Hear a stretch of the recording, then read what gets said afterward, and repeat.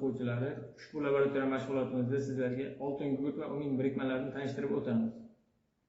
Birinchi idishimizdagi modda bu oltin gugurt hisoblanadi. Uning kimyoviy formulasi quyida keltirilgan.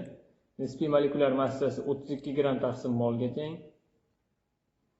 Tashqi ko'rinishi sariq rangli kristal qattiq modda hisoblanadi. Suvda erimaydi. Ikkinchi idishimizdagi modda bu oltin gugurtning birikmasi hisoblanadi. Ya'ni natriy sulfat hisoblanadi. Uning formulasi quyida keltirilgan. Nisbiy molekulyar massasi 78 gram taqsim molga teng.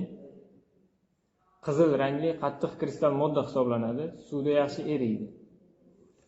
Uchinchi moddamiz esa bu ham oltin gugurtning birikmasi hisoblanadi.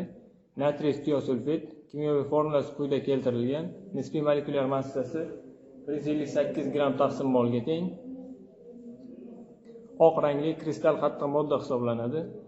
Suvda yaxshi eriydi. Uchinchi moddamiz rux kuparos hisoblanadi. Bu ham oltin gugurtning birikmasi. Oq rangli kristal modda hisoblanadi. Suvda yaxshi eriydi.